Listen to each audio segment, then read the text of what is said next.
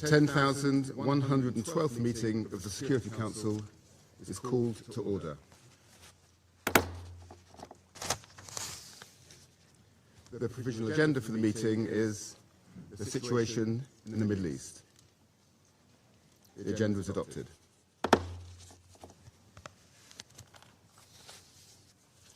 In accordance with Rule 37 of the Council's Provisional Rules of Procedure, I invite the representatives of the Islamic Republic of Iran and Israel to participate in this meeting.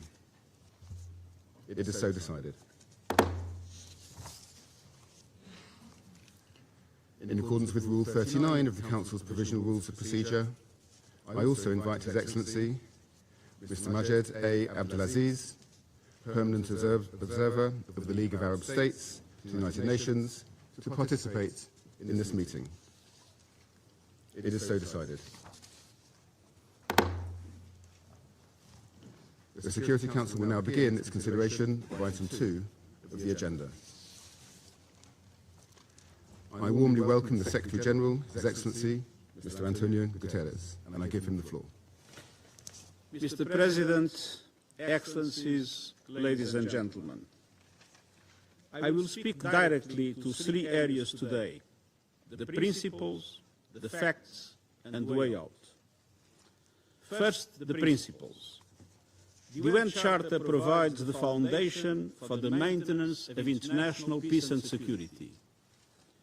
Article 2 of the Charter clearly states, all members shall refrain in their international relations from the threat or use of force against the territorial integrity or political independence of any state. International law and international humanitarian law must always be respected. That is why, since this morning, I have condemned the massive military strikes by the United States and Israel against Iran. And I also condemn the subsequent attacks by Iran, violating the sovereignty and territorial integrity of Bahrain, Iraq, Jordan, Kuwait, Qatar, Saudi Arabia, and the United Arab Emirates. We are witnessing a grave threat to international peace and security. Military action carries the risk of igniting a chain of events that no one can control in the most volatile region of the world. Let me be clear. There is no viable alternative to the peaceful settlement of international disputes. Lasting peace can only be achieved through peaceful means, including genuine dialogue and negotiations. Mr. President, second, the facts. The situation on the ground is very fluid.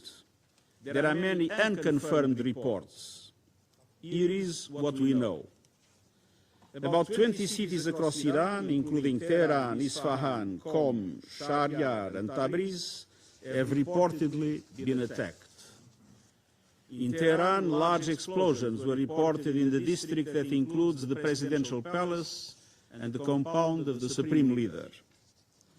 Several high-ranking officials have reportedly been killed, including, according to Israeli sources, Iran's supreme leader Ali Khamenei, that I am not in a position to confirm.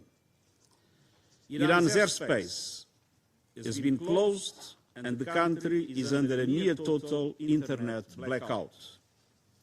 The attacks have reportedly caused significant civilian casualties. According to Iranian media, an airstrike killed at least 85 people and injured many more at a girls' school in Minab, Hormozgan province, and the school in Tehran was also reportedly hit, causing 2 deaths.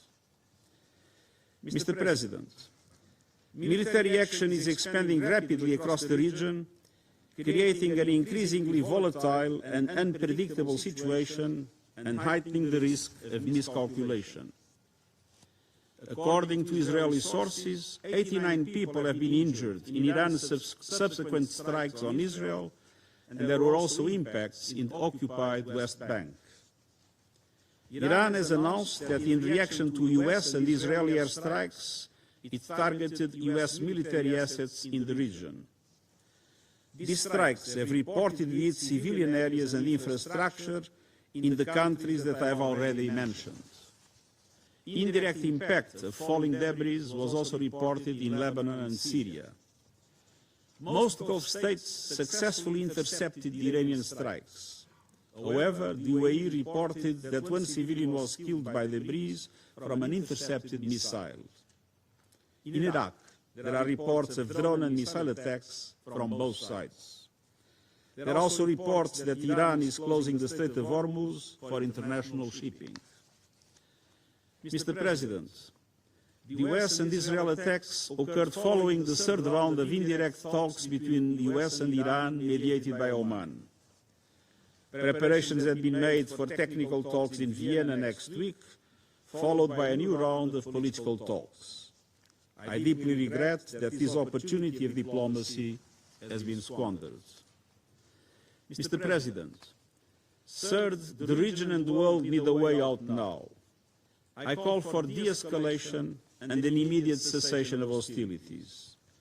The alternative is a potential wider conflict with grave consequences for civilians and regional stability. I strongly urge all parties to return immediately to the negotiating table, notably on the Iran nuclear program. I note that the US President has reportedly talked with leaders of Saudi Arabia, Qatar, and the United Arab Emirates. Iran's foreign minister has reportedly spoken to his counterparts in GCC countries and Iraq, and everything must be done to prevent a further escalation. To this end, I call on all member states to strictly uphold their obligations under international law, including the UN Charter, to respect and protect civilians in accordance with international humanitarian law, and to ensure nuclear safety. Let us act responsibly and together to pull the region and our world back from the brink. Thank you. I thank the Secretary-General for his briefing. I now give the floor to those Council members who wish to make statements. I give the floor to the representative of France. Thank you, Mr. President, and I'd like to thank the Secretary-General of the United Nations, His Excellency Mr. Antonio Guterres, for his comprehensive, enlightening briefing.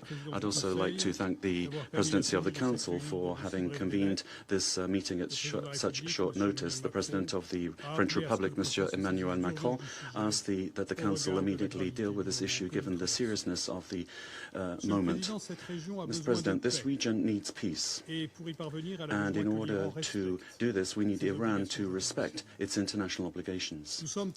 We are very concerned at the launch of this new war between the United States, Israel, and Iran.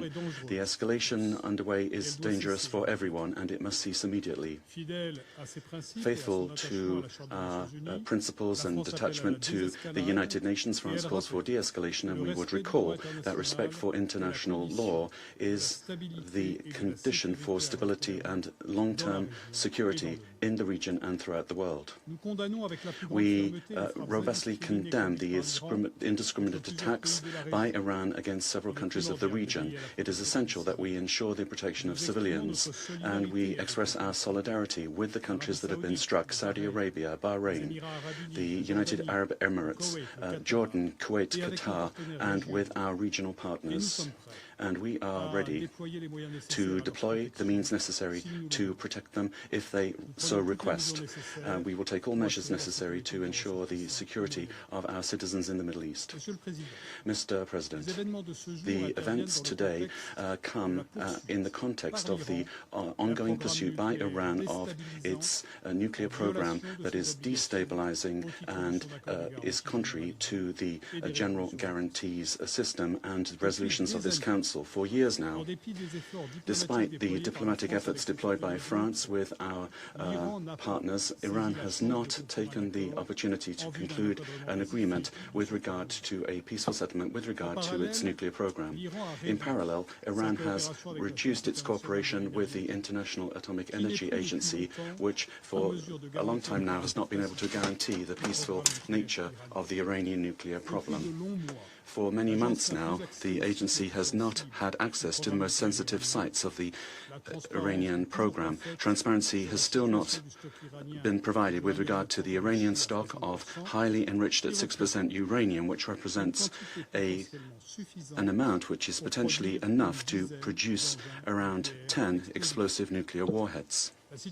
The situation is such and so serious that last August we launched the procedure to re-establish the Security Council sanctions in response to the clear non-respect by Iran of its commitments. Over and above its nuclear program, it's also the ballistic program and the regional actions taken by Iran that continue to constitute sources of major destabilization. Iran is continuing also a policy of systematic destabilization in countries of the region through the support that it provides to its regional allies, be that Hamas, Hezbollah in Lebanon, the Houthis in Yemen, or previously the regime of Bashar al-Assad in Syria. We remain profoundly concerned by the suffering of the Iranian people, given the systematic and brutal repression that they have suffered for many years. For several weeks now, this people has seen an unleashing of unjustifiable state violence because it had the courage to demonstrate for a better life and for freedom. The Iranian people must be able to exercise their fundamental rights and must be able to freely decide their destiny. Mr. President, on the 28th of September, resolutions of this Council with regard to the Iranian nuclear program were re-established. These resolutions called upon Iran to suspend its enrichment activities of uranium, to cooperate with the IAEA with regard to its ballistic activities. The Council must ensure that these resolutions are implemented, also by ensuring that the 1737 Committee is functioning properly. Iran must commit, finally, to good faith negotiations with regard to its nuclear and ballistic program, and also with regard to its regional action. France, together with the E3, has been mobilized now for 20 years to find a negotiated diplomatic solution, the only thing that will solve this issue in a viable way. Together with our partners, we showed in 2015 with the JCPOA and Resolution 2231 of this Council that it was possible to reach an agreement.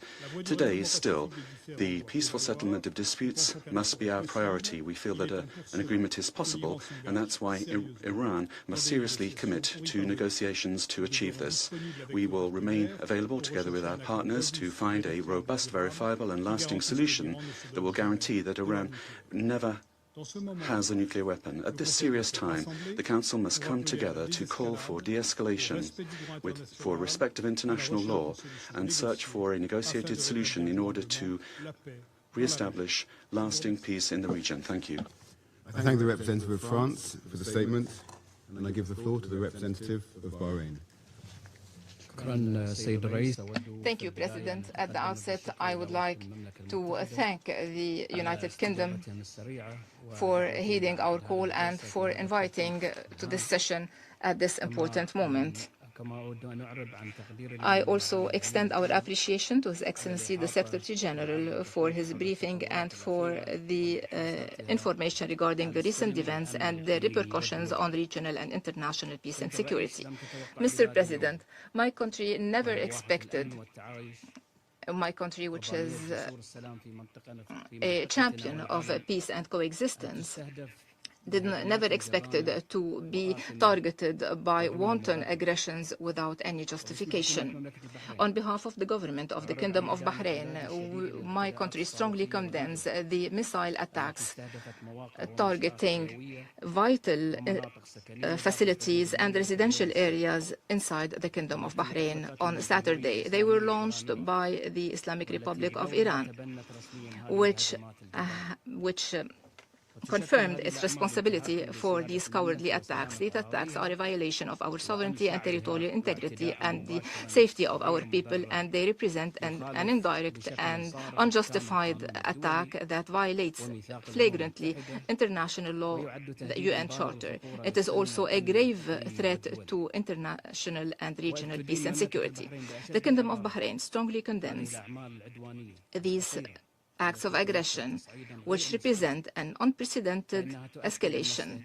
We reaffirm that targeting our territories, our vital facilities, and residential buildings is a hostile act that is rejected, and we will deal with it firmly. Mr. President, the Kingdom of Bahrain is today under attack that are part of the missile attacks targeting several sisterly states in the region in recent hours, including the United Arab Emirates, the State of Kuwait, the State of Qatar, the Kingdom of Saudi Arabia, besides targeting sites in Jordan and in the Syrian Arab Republic. These grave developments reflect an escalatory pattern targeting our collective security. Mr. President, the Kingdom of Bahrain reaffirms that these attacks represent a blatant violation of the prohibition to threat or use force against the territorial integrity of states as per paragraph 4 of Article 2 of the UN Charter. We hold the government of Iran fully responsible for these attacks, and the Kingdom rejects any justifications or explanations aiming at justifying these hostile activities or to violate international law. We reaffirm our steadfast commitment to the principles and purposes of the UN Charter, and we reserve our full and inherent right to answer in a commensurate manner with the scope of these attacks, and to take all measures necessary to re-establish our security, safety, to protect our territories, our citizens, and our residents, according to Article 151 of the UN Charter and pursuant to international law in coordination with our partners and allies. Mr. President, the Kingdom of Bahrain calls upon the Security Council to shoulder its responsibilities in confronting these grave violations and to adopting a firm position to end these hostilities, to condemn them and prevent their recurrence in a way that guarantees regional and international peace and security. Allow me now to deliver this statement on behalf of the GCC countries, the United Arab Emirates, the Kingdom of Saudi Arabia, the Sultanate of Oman, the State of Qatar, the State of Kuwait, and my country, the Kingdom of Bahrain, as well as on behalf of the Kingdom of Jordan and the Syrian Arab Republic. At the outset, and on behalf of the GCC countries, Jordan and Syria, I would like to thank you, Mr. President, for convening this session, and I thank the Secretary General for his briefing. And as stated in the letter addressed to the Presidency today, several missile attacks launched by Iran targeted the United Arab Emirates, the Kingdom of Saudi Arabia, the Sultanate of Oman, the State of Qatar, the State of Kuwait, and my country, the Kingdom of Bahrain, as well as the Hashemite Kingdom of Jordan and the Syrian Arab Republic, in a blatant violation of the sovereignty of these states and territorial integrity, and in a violation of their safety, and in violation of principles of international law and the UN Charter. This represents a rejected escalation that threatens the security and stability of the region. These Iranian wanton and irresponsible actions also caused the injury of several residents and nationals in these countries and killed one civilian at least. They also damaged several facilities and civilian infrastructure, besides disrupting air navigation in the region, and also threatens to disrupt maritime navigation through the Hormuz Straits. This is a violation of international law and will have very grave international repercussions.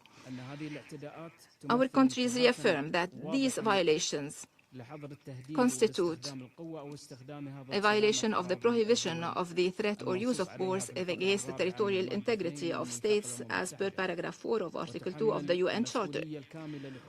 We hold the government of Iran fully responsible for these attacks, and we reject any justifications or explanations to justify this hostile behavior or to manipulate rules of international law. We reaffirm that Article 51 of the Charter does not justify in any way these cowardly attacks.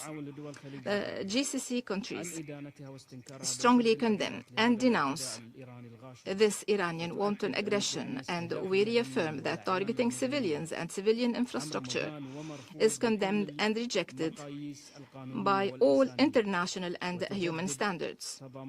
We reiterate our full solidarity with the sisterly countries that were targeted, and we stress that the security of the sisterly countries are part and parcel of our security, and that targeting any of these states means or represent a threat to the security and stability of the whole region, and we warn against the repercussions of this refused escalation. Mr. President, these Iranian attacks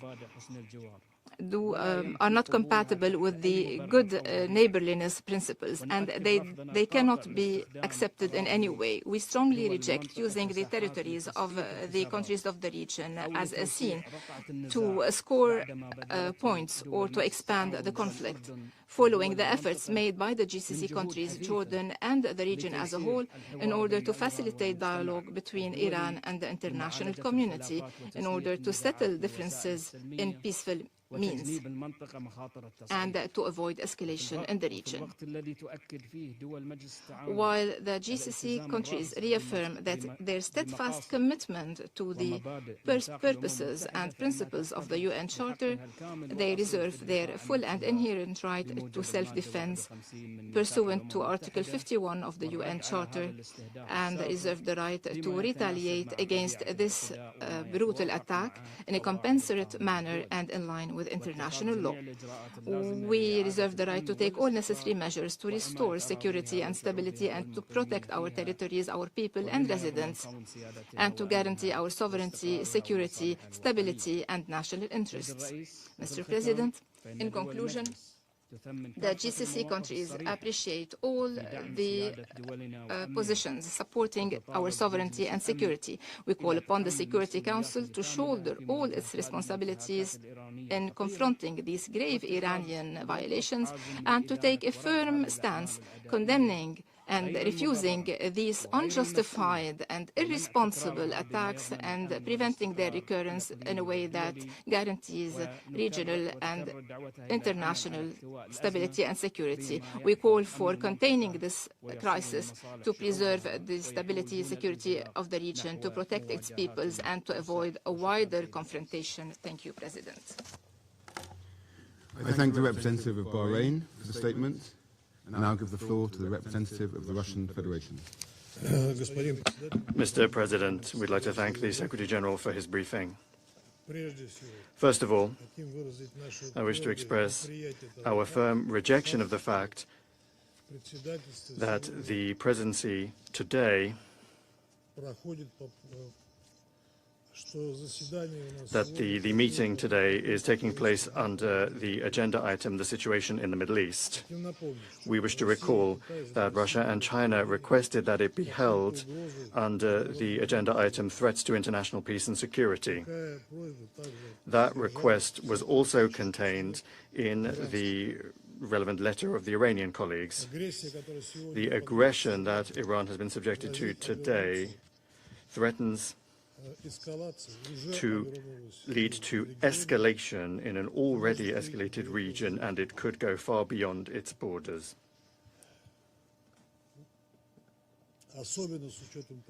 Particularly given the fact that one of the two initiators of this military venture is far from being a state in the region. Attempts by the British presidency to artificially downplay the degree of danger of the current situation is simply unacceptable. The presidency also grossly scorned Russia and China's request to invite as a briefer to today's meeting the professor at Columbia University, Jeffrey Sachs. The British colleagues do everything they can to assert the importance of inviting representatives of civil society to Security Council meetings. That clearly does not apply to cases when world-recognized academics are going to present a truth that is unacceptable to the Western governments. In recent hours, we have witnessed a further extremely dangerous ratcheting up of escalation in the Middle East. Early in the morning of the 28th of February, the United States and Israel began launching massive military strikes on the territory of Iran. It was declared that one of the aims of the attacks one of the targets were the senior political leadership of the country and also civilian nuclear facilities. In real time, we are getting reports from the Iranian authorities about casualties, including among the civilian population. More than 200 people have died in 24 provinces of the country. We were particularly aggrieved to learn of the strike on a girls' school in Minab, where it is reported that 85 children were killed. We sincerely express our sincere condolences to the family and loved ones of the victims, and we wish a swift recovery to the injured. Our country will do everything necessary to ensure the security and safety of Russian citizens that are on the territory of the Islamic Republic of Iran. Mr. President, Washington and West Jerusalem's actions are nothing other than yet another unprovoked act of armed aggression against a sovereign and independent UN member state in violation of the Charter of the organization and of the fundamental principles of international law. They are openly aimed at further interfering in the internal affairs of Iran and at destroying a state that has found disfavor with the West. The US and Israel's irresponsible step, reckless step, as we warned previously, has already led to a sharp escalation of the situation across the region. Bahrain, Jordan, Qatar, Kuwait, the United Arab Emirates, and Syria and Saudi Arabia have all been affected. And those countries that have repeatedly said to their American partners that they don't need this escalation in the Middle East. Moreover, the US and Israel military operation has been a betrayal of diplomacy. These countries once again are bringing to bear military force against Iran at the very height of negotiations, just as they did in June 2025. Just the day before yesterday, on the 26th of February in Geneva, there was the latest round of US-Iranian contacts with the facilitation of Oman. The Minister of Foreign Affairs of Iran, Abbas Araghchi, noted that an understanding and agreement had been reached to continue the dialogue. For our part, we underscore that the Russian side has repeatedly received signals that the Israelis have no interest in a military confrontation with Iran. And then, despite Tehran's willingness to engage in the diplomatic process, it once again is stabbed in the back. Moreover, the fact that Washington for such a long time and methodically was building up its military presence in the region only confirms the fact that aggression against Iran was planned in advance. The actions of the United States and Israel risk triggering a humanitarian and economic catastrophe. Of particular concern, once again, are the threats to nuclear safety and security and radiological safety and security.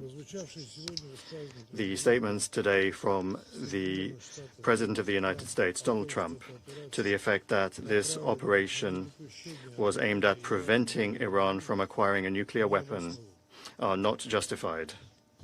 They are unfounded. Tehran has consistently stated that it does not have any such plans and that is fulfilling its obligations under the Nuclear Non-Proliferation Treaty. Moreover, Iran has repeatedly underscored its readiness to put at the basis of new agreements with the United States the preservation of its status as a state, as a non-nuclear weapons state, provided that there is observation and respect for the legitimate right of the Islamic Republic of Iran as a state party to the NPT to develop peaceful nuclear technologies.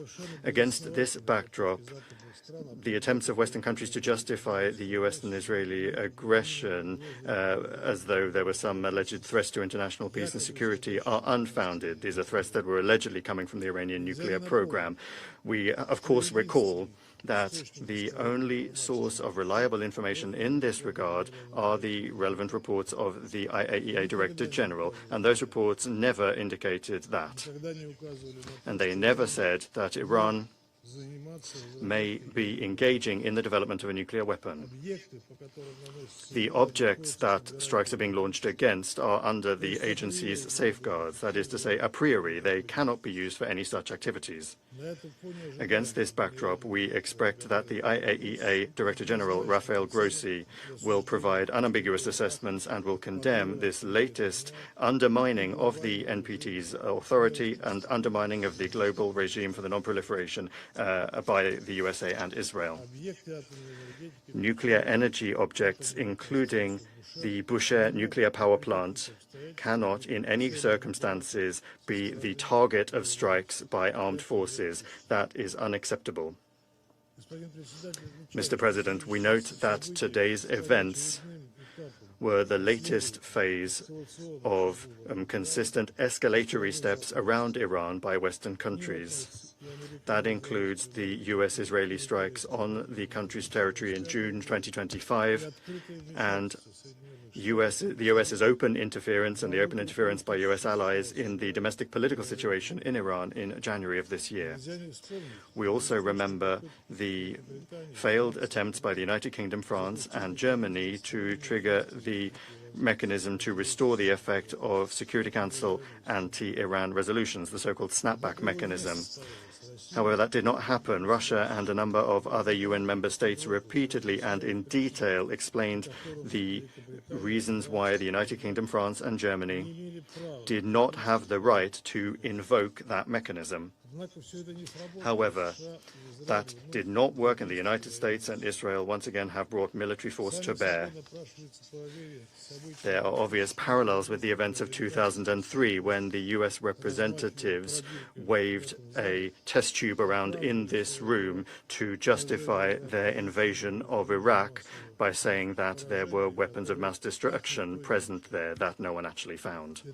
In 2023, US Vice President J.D. Vance said that the Iraq campaign was unforced. As a result, innocent Iraqis and Americans died, and that Washington had to learn that lesson. However, as it turns out, that lesson has not yet been learned. In the statements of the European colleagues, and we'll hear that again today, instead of condemning aggression and the deaths of Iranian civilians, we once again will hear the statement of the President of France, Emmanuel Macron, saying the Iranian regime must understand that it has no other option but to engage in good faith negotiations to end its nuclear and ballistic programs, as well as its regional destabilization activities, end quote. Similar assessments were voiced by the Prime Minister of the United Kingdom, Keir Starmer. These absurd statements were then backed up by a joint statement of the leaders of the United Kingdom, France, and Germany, condemning only Iran's strikes on the countries in the region. Colleagues, just think for a moment. This sort of reaction is coming at a time when Iran has been subject to armed attack, to military attack, at the peak of an active negotiating process. The hypocrisy of our European colleagues knows no borders. These aren't even double standards. It's a parallel reality. The other side of the looking glass. In the English language, there's an ideal term to describe the situation: victim blaming. One gets the impression that London, Paris, and Berlin are living within illusions that they have created for themselves and are broadcasting to the world. However, attempts to mislead the international community are doomed to fail. Any common-sense person will fully well understand who is responsible, who bears responsibility for this latest uncontrolled escalation. Mr. President, we demand that the United States and Israel immediately cease their aggressive actions. an alternative to resolving the Iranian subject, including its nuclear component, the alternative to peaceful and diplomatic means simply does not exist, and it never has. We insist on the immediate resumption of political and diplomatic settlement efforts and the pursuit of solutions based on international law, mutual respect, and a balance of interests. Russia unchangingly stands ready to provide all necessary assistance for that work. Thank you. I thank the representative of the Russian Federation for the statement, and I give the floor to the representative of China. Thank you, President. I thank Secretary General Guterres for his briefing and support his call for de-escalation and return to diplomatic negotiations. Today, the United States and Israel brazenly launched military strikes against targets inside Iran, causing a sudden escalation of regional tensions. China is deeply concerned about this development. China consistently advocates that all parties should abide by the purposes and principles of the UN Charter and opposes and condemns the use or threat of force in international relations. China stresses that the sovereignty, security, and territorial integrity of Iran and other regional countries must be respected. China is deeply saddened by the large number of civilian casualties caused by the conflict. At all times, the red line for protecting civilians in armed conflict must not be crossed, and the indiscriminate use of force is unacceptable.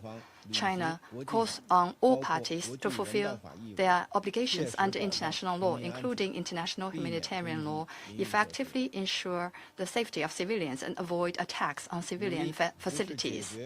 The use of force is not the right way to settle international disputes. It only intensifies hatred and confrontation. The escalation and spillover of tensions in the Middle East serves no one's interests. Dialogue and negotiations are the only way to resolve differences. China calls on an immediate cessation of military actions to prevent further cycles of escalation. The military strikes occurred at a time when the US and Iran were engaged in diplomatic negotiations, which is shocking. The parties concerned should demonstrate political sincerity, resume dialogue and negotiations as soon as possible, and return to the right track of a political solution. China stands ready to work with the international community to advance peace efforts and help restore peace and stability in the Middle East at an early date. I thank you, President.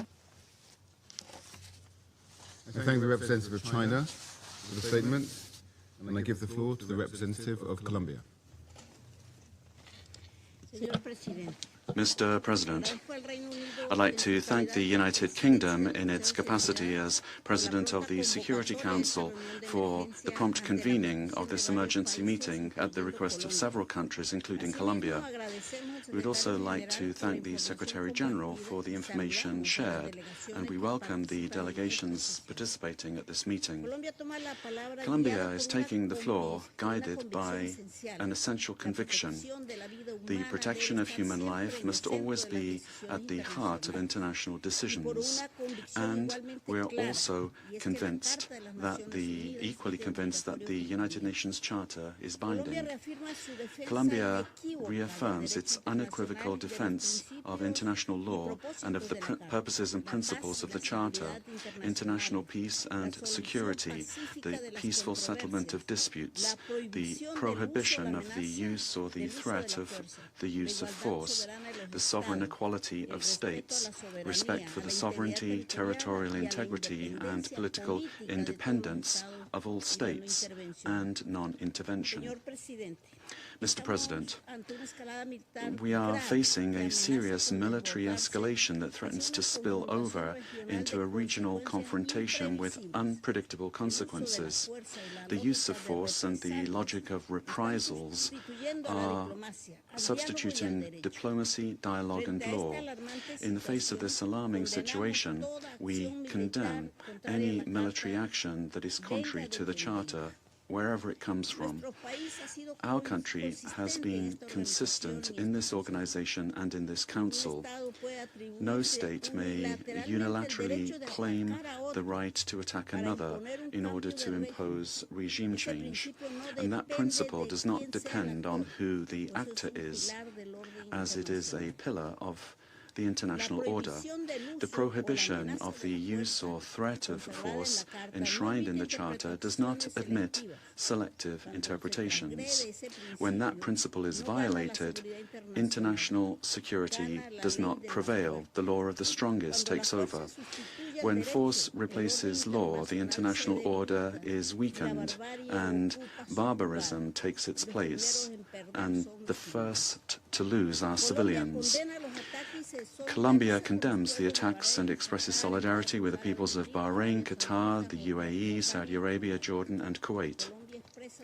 Colombia expresses its deep concern over the human cost of this escalation. Bombings are exposing entire communities to fear and to risk, including girls and boys. No military goal can justify, under any circumstances, civilians being caught in the crossfire or becoming victims of indiscriminate attacks. The protection of life must always be our highest priority. Life cannot be considered collateral damage. In this regard, we strongly condemn reported attacks against civilians and against civilian objects. This is in clear violation of international humanitarian law, particularly the principle of distinction, and we urge the immediate cessation of hostilities. Strict respect for international law and international humanitarian law is not optional. The protection of the civilian population is a legal and moral obligation. Mr. President, for these reasons, Colombia prioritizes dialogue and the peaceful settlement of disputes, not because we are naive, but on the basis of our experience, because we know that war does not resolve conflicts. On the contrary, it worsens them, it makes them more cruel, perpetuates them, and passes them on to future generations. Defending international law does not mean ignoring reality. Iran has international obligations that it must fully comply with, particularly in the nuclear and human rights fields. With regard to Iran's nuclear program, full, effective and transparent cooperation with the International Atomic Energy Agency is essential. Therefore, we call on Iran to return to the path of dialogue and negotiations in good faith, with a view to guaranteeing unrestricted access to nuclear facilities, subject to monitoring and verification, and to resolving outstanding safeguards issues under the Treaty on the Non-Proliferation of Nuclear Weapons. Colombia reaffirms the universal goal of general and complete nuclear disarmament, and in that context we insist that Iran's nuclear program must be maintained exclusively for peaceful purposes in compliance with its international obligations. Collective security is not built with more weapons, but with more guarantees. Likewise, we join the urgent call of the IAEA for the parties to exercise restraint in the use of force, particularly against nuclear facilities, taking into account the enormous risks that such actions represent. Furthermore, Iran has the obligation to respect and guarantee the human rights and fundamental freedoms of its population, which are not a concession of the state. Much rather, these are rights that are inherent to human dignity. But we also state with the same degree of firmness that Iran's non-compliance in these areas cannot serve as justification for the unilateral carrying out of military attacks against a state. The full application of the Charter is indispensable for the credibility of multilateralism and the preservation of the international order. International peace and security are not built by violating the sovereignty or the territorial integrity of states, nor through reprisals. They are built through rules and through dialogue. Mr. President, Colombia calls on all parties to exercise restraint and de-escalation, to urgently return to the diplomatic path, to strictly respect international law, and to strengthen existing multilateral mechanisms. It is a priority to move forwards towards a framework for regional dialogue that allows us to address the underlying causes of instability in the Middle East. Therefore, we propose the convening of a peace conference for the region under the auspices of the United Nations in order to achieve sustainable political solutions. War is not a foregone conclusion. It is a political decision, but so is peace. Today, the true responsibility of the international community and of this Council is to choose it, assuming with historical responsibility its primary mandate to preserve international peace and security.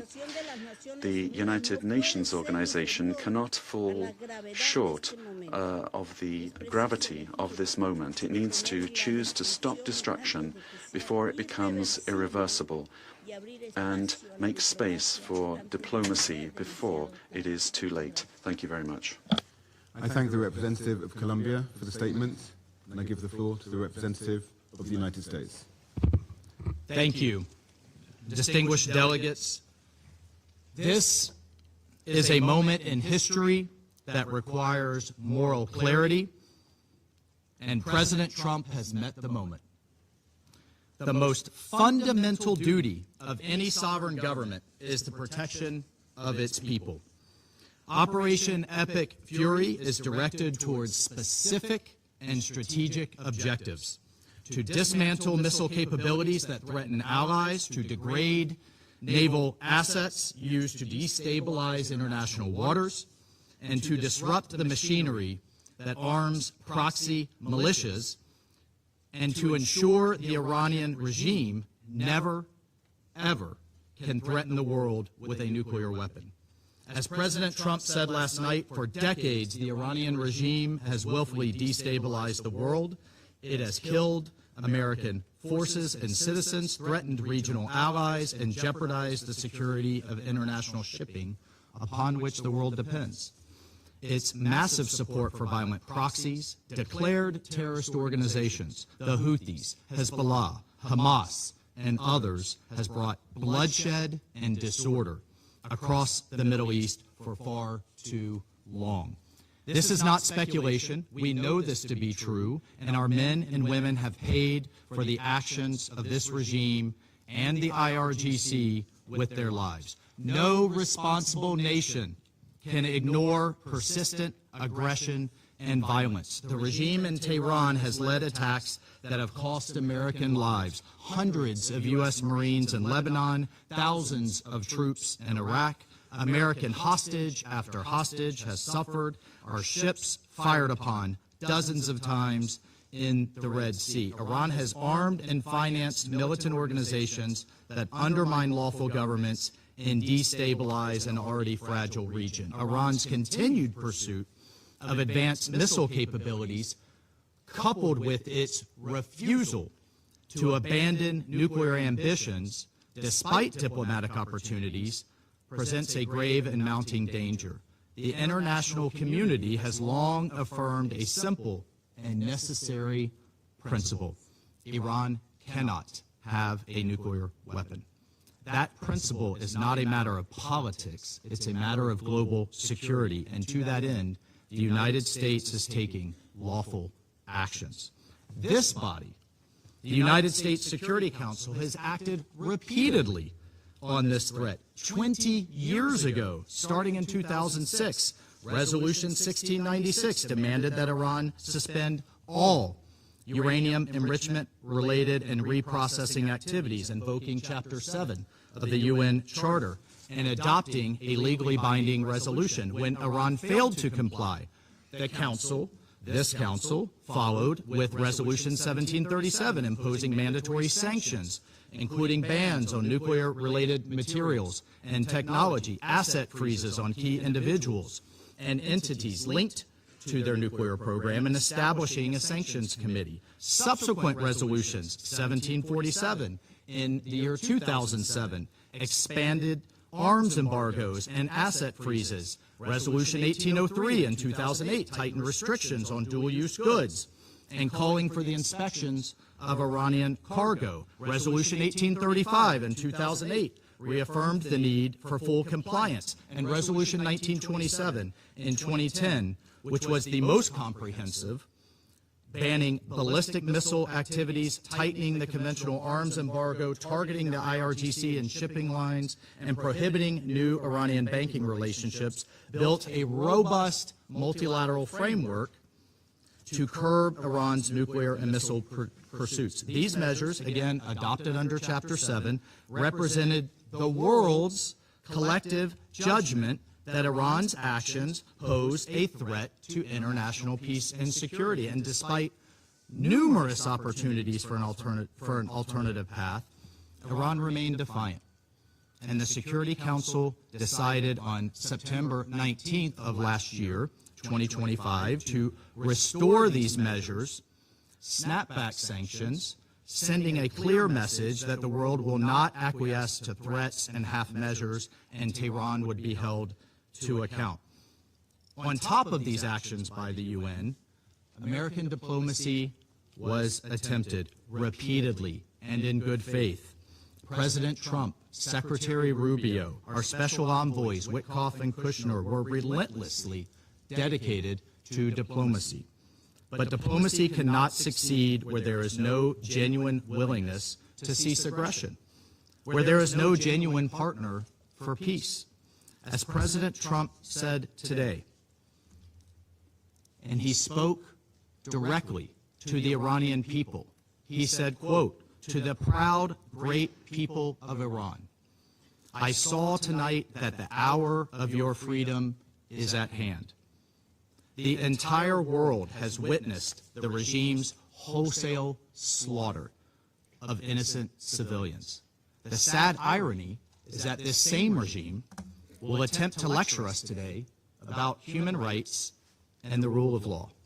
Its presence here in this council makes a mockery of this body. But where the UN lacks moral clarity, the United States of America will maintain it. Indiscriminate and unprovoked attacks by the Iranian regime today against our regional partners, Kuwait, the United Arab Emirates, Bahrain, Qatar, Jordan, and others, reinforce precisely why such actions are necessary. The regime has not only struck military assets, but civilian infrastructure as well.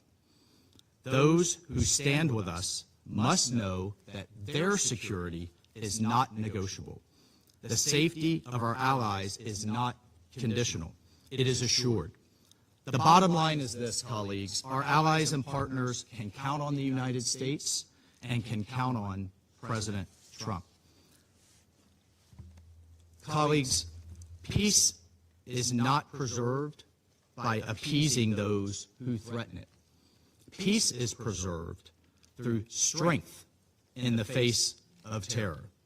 History has taught us that the cost of inaction is far greater than the burden of decisive action.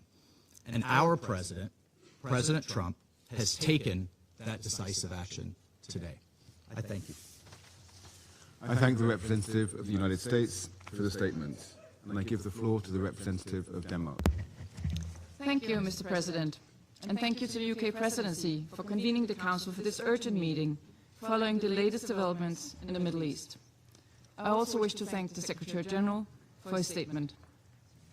Today's developments are deeply concerning and pose the risk of further destabilizing an already volatile situation at a time of heightened tensions in the Middle East.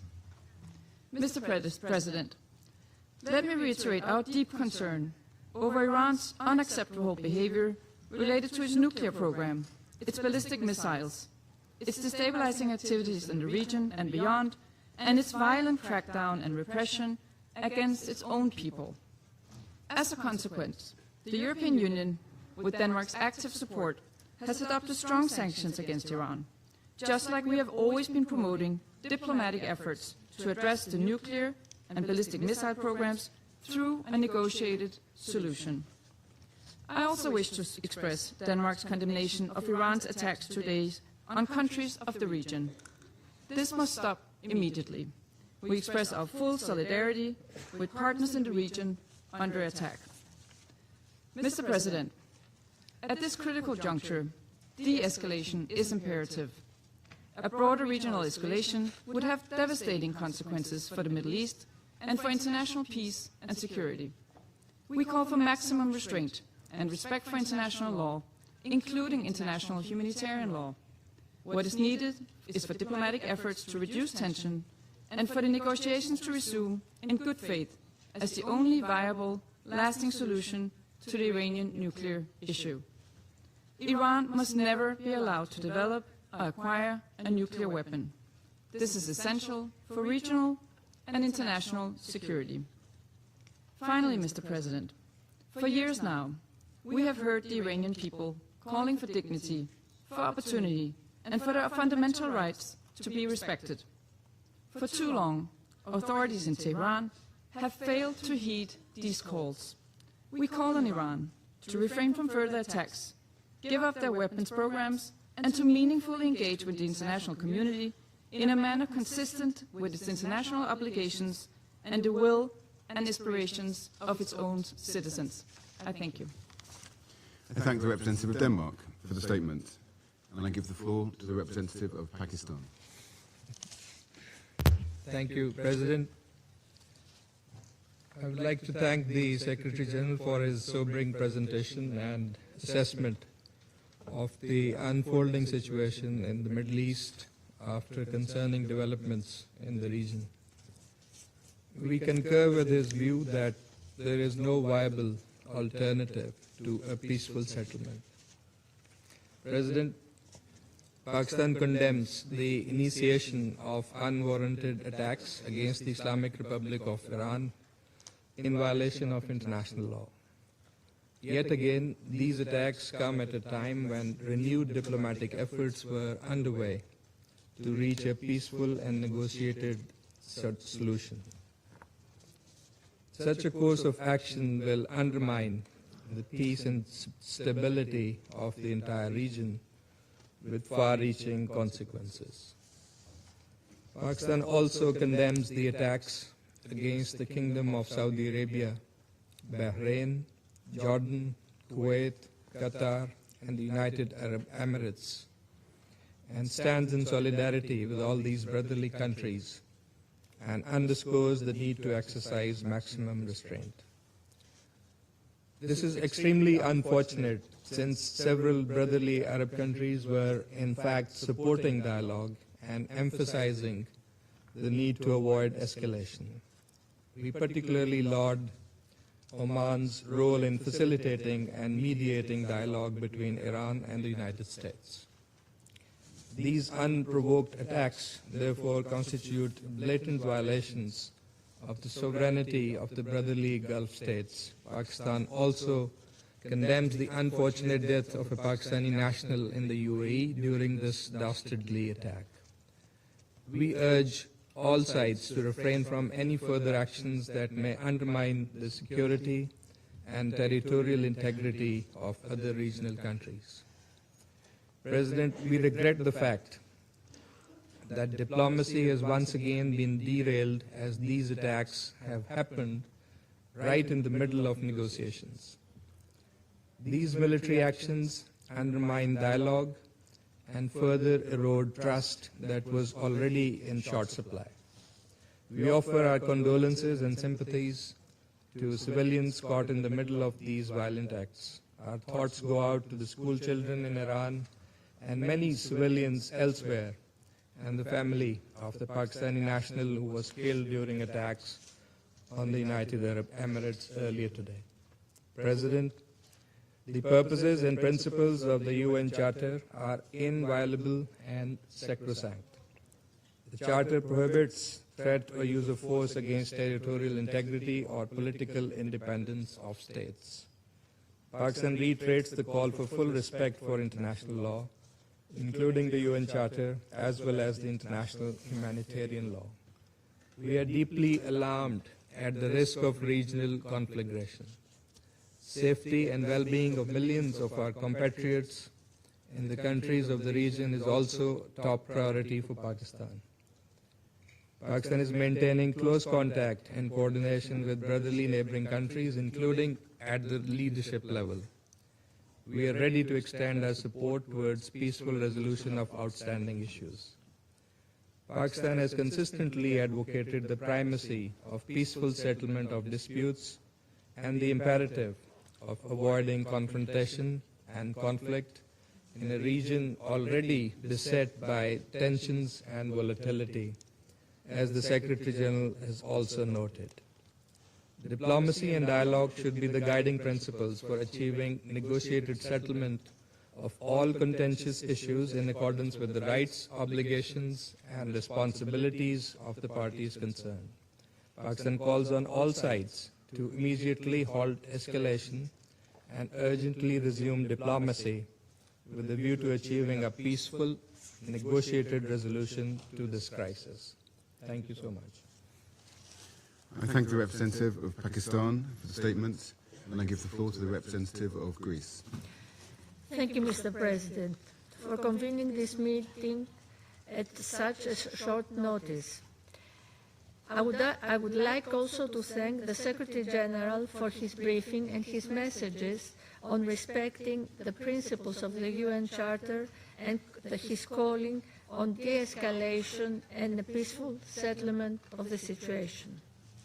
Mr. President, we express our deep concern following today's escalation.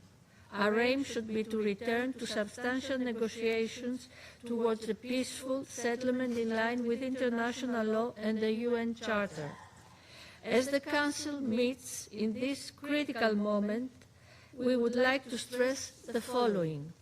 First, restraint is imperative. The risk for a wider regional confrontation with potentially grave consequences for international peace and security is real.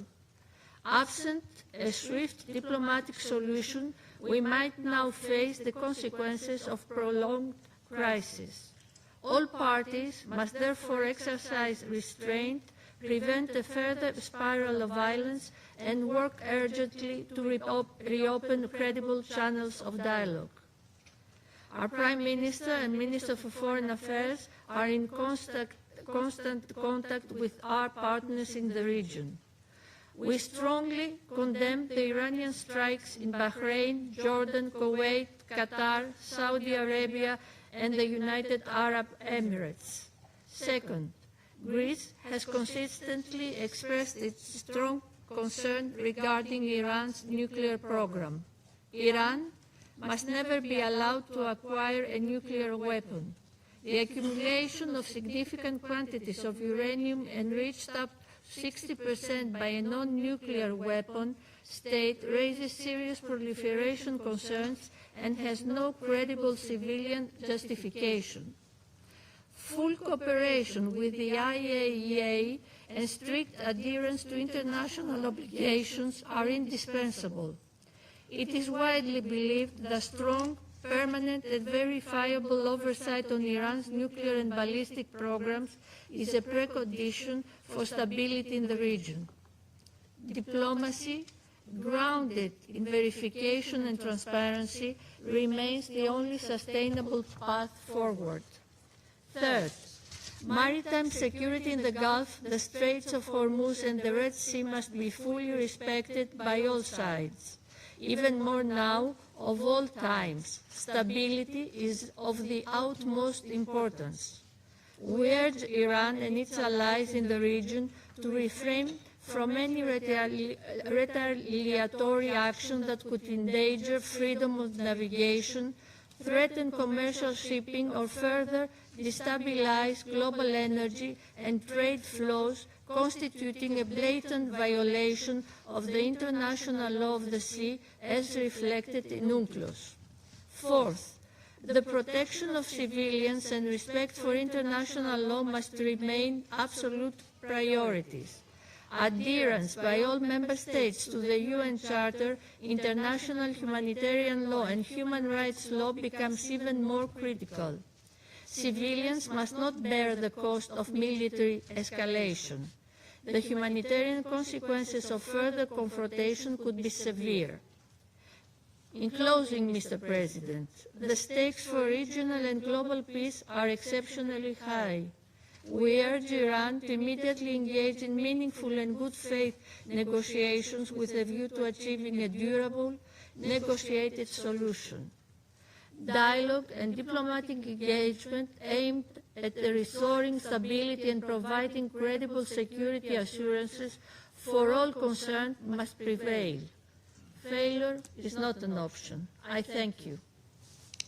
I thank the representative of Greece for the statement, and I give the floor to the representative of Somalia. Thank you, Mr. President. I have the honor to deliver this statement on behalf of the A3 members of the Security Council, namely the Democratic Republic of the Congo, Liberia, and my own country, Somalia. We thank the Presidency for promptly convening this emergency meeting on the situation in the Middle East. The A3 thanks the Secretary General for his thorough update on this worrying and rapidly evolving development in the Middle East and its implications on international peace and security. We also echo the Secretary General's message of today's military escalation in the Middle East. We welcome the representative of Iran to this meeting. Mr. President, the A3 aligns itself with the statement of the chairperson of the African Union Commission, His Excellency Mahmoud Ali Yusuf, on the U.S.-Iran military escalation issued on February 28th of 2026. The reported military strikes carried out by the United States in coordination with their Israeli forces against targets inside the Islamic Republic of Iran, and Iran's subsequent response represents a perilous and deeply troubling escalation, one that marks a serious intensification of hostilities in the Middle East and threatens to engulf the entire region in an uncontrollable cycle of violence, suffering, and pain. The A3 condemns the missiles and drone attacks carried out by Iran against the sovereign territories of Bahrain, Kuwait, Qatar, Saudi Arabia, and the United Arab Emirates. The A3 reiterates that all member states must respect their obligations under international law, including the Charter, which prohibits the threat of the use of force against the territorial integrity or political independence of any state or in any other manner inconsistent with the purposes of the United Nations. These actions risk further destabilizing the Middle East and underscore the urgent imperative to safeguard broader peace and internal stability, particularly as the geographic scope of military activity expands beyond the initial parties to the conflict. The A3 remains steadfast in its commitment to the fundamental principles of international law and the Charter of the United Nations.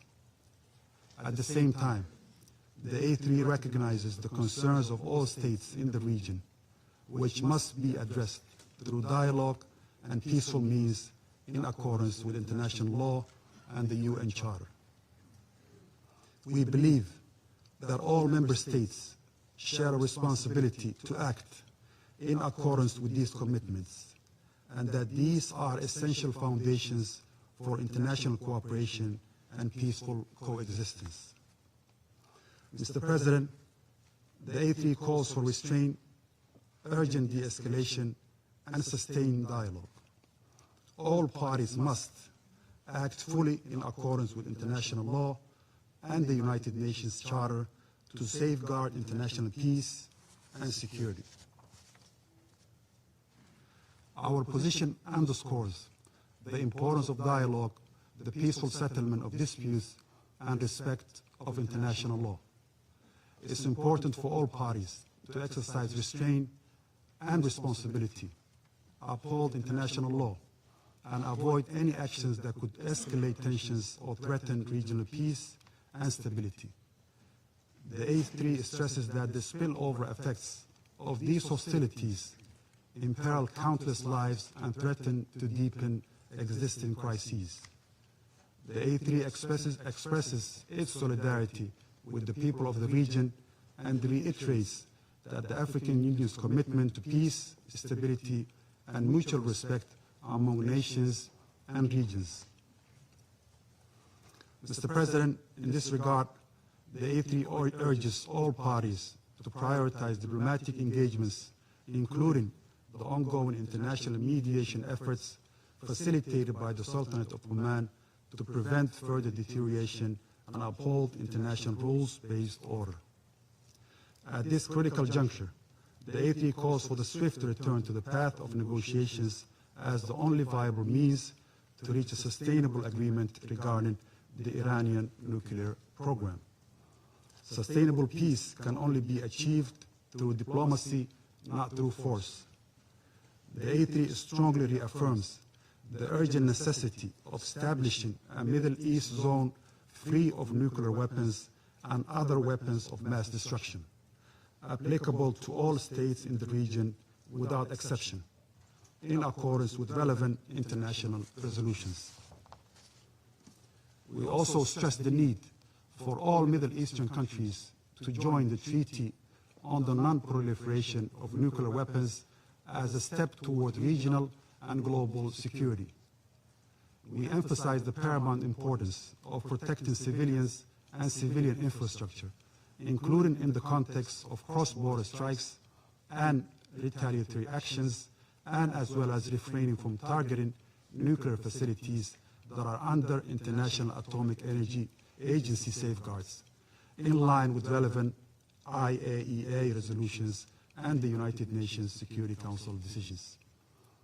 The A3 reaffirms its commitment to multilateralism and the principles of the United Nations Charter. We urge all parties to act with responsibility and wisdom, placing the well-being of the region's people above all other considerations. It's important to seize this moment to redouble our efforts for de-escalation and to support a diplomatic process that can deliver peace, stability, and security for all states in the Middle East. The A3 stands ready to support all efforts within this Council and in cooperation with regional and international partners to facilitate a peaceful, inclusive, and lasting resolution to the situation in the Middle East. I thank you, Mr. President. I thank the representative of Somalia for the statement, and I give the floor to the representative of Panama. Gracias, señor presidente. Thank you, Mr. President. Agradecemos a su presidencia We thank your presidency for convening this meeting, Reconocemos la presencia de los representantes and we acknowledge the presence of the representatives of the countries that are honoring us with their participation. We would also like to thank the Secretary General, Antonio Guterres, for his briefing at this meeting. Hace menos de un año Less than a year ago, estábamos en este mismo espacio we were in this same chamber deliberando hechos similares deliberating on similar events to those that are of concern to us at this meeting. And these are events that today are still developing, which prevents us from entirely knowing their scope and their consequences. However, we must ask ourselves whether the repetition of these actions can really lead to different results and to a sustainable solution, or whether, on the contrary, the aggressive cycle of attacks and counterattacks will only lead to an escalation of violence with increasingly serious and unpredictable consequences to the detriment of international peace and security. Let us recall that in January we considered the brutal and disproportionate use of force by Iran against its population, which was legitimately exercising its right to protest. According to estimates from independent media and non-governmental organizations, that resulted in the deaths of thousands of people. These previous facts point to a delicate situation in the country and the region, and they represent a clear and worrying warning of the possible real and human consequences of the escalation of the armed conflict. The Republic of Panama notes with grave concern the severity of recent events, which could trigger a regional conflict with serious direct repercussions on neighboring countries, such as those that have just been suffered by Bahrain, the United Arab Emirates, Qatar, Kuwait, Jordan, and Saudi Arabia, which Panama considers to be lamentable. This scenario must be avoided, especially in a context in which the Middle East has already been seriously affected by various crises in recent years, the consequences of which may transcend and cause harm beyond the immediate region, and may affect the rest of the world with incalculable consequences. The intensification of tensions will only increase instability and suffering, particularly impacting the most vulnerable populations, those that are always the first to suffer the consequences of conflicts. In this uncertain and dangerous situation that we face, we are reminded that it is essential to guarantee the respect for and protection of the civilian population during conflict in accordance with international humanitarian law and the values that this Council is called upon to protect. Therefore, we reiterate our urgent call for dialogue, restraint, and the cessation of the use of force. Diplomacy and negotiation, in accordance with the principles enshrined in the Charter of the United Nations and international law, must prevail as the preferred and effective means for the peaceful settlement of disputes. Thank you very much. Thank the representative of Panama for the statements, and I give the floor to the representative of Latvia. Thank you, Mr. President. Allow me to begin by thanking the United Kingdom as presidency of this Council for convening this meeting on such short notice. And I would also like to thank the Secretary-General for the briefing provided. For decades, Iran has been a malign, destabilizing actor in the region and beyond. It has repeatedly and systematically violated its international obligations and posed a threat to international peace and security. The Iranian regime has attacked and destabilized neighbors, exported terrorism, developed an illegal ballistic missile program, and participated in widespread sanctions circumvention. Iran has violated UN Security Council resolutions 1696, 1737, 1747, 1803, 1835, 1929, and this aggressive behavior is consistent. It spans decades. While international law must be respected at all times, the Iranian regime has continuously ignored its responsibilities and binding commitments under the JCPOA and the NPT. The regime has openly maintained its illegal nuclear program, despite repeated and genuine diplomatic engagement from the European Union, the UK, and the US. The IAEA Board of Governors has confirmed over the last 8 months that Iran is failing to engage and to grant monitors access to installations. And this is unacceptable. Iran must cease its illegal nuclear program, comply with its international obligations, and return to the negotiating table. For decades, Iran has maintained terror as its modus operandi. Iran has supported, armed, financed, and trained terrorist groups such as Hamas, Hezbollah, and the Houthis. It has enabled and emboldened attacks against countries near and afar. It has caused the death of thousands of civilians. it has promoted radicalization and the spread of terrorism, and undermined global energy and maritime security. Beyond the Middle East, Iran has directly supported Russia's war of aggression in Ukraine. More than 50,000 of the same Iranian Shahed drones, now striking numerous countries in the Middle East, have been transferred by Iran to Russia.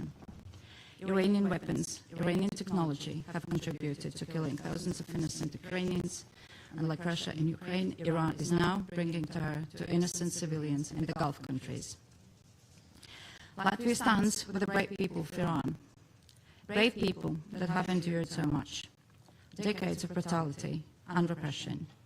Recently, this Council met to address the atrocities perpetrated by the Islamic regime against its own people in the streets of Iran.